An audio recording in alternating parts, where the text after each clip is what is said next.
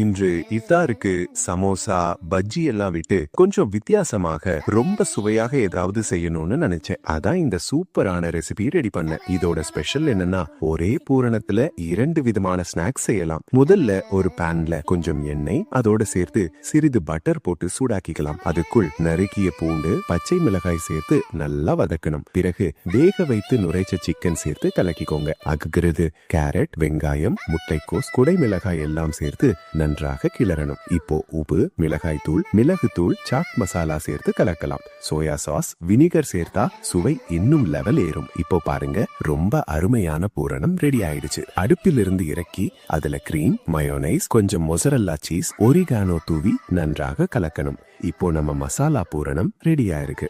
இப்போ பிரெட்டின் ஓரங்களை வெட்டி நடுவில் இந்த பூரணத்தை வைத்து மேல இன்னொரு பிரெட் வைத்து நன்றாக அழுத்தி மூடிக்கோங்க. அப்படியே மூலை மூலையா வெட்டிக்கலாம்.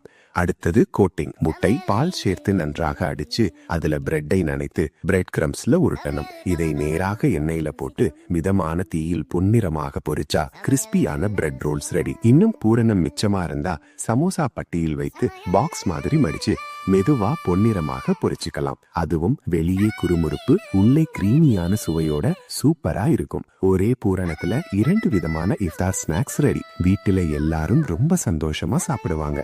நீங்களும் ட்ரை பண்ணி பாருங்க, கண்டிப்பா பிடிக்கும்.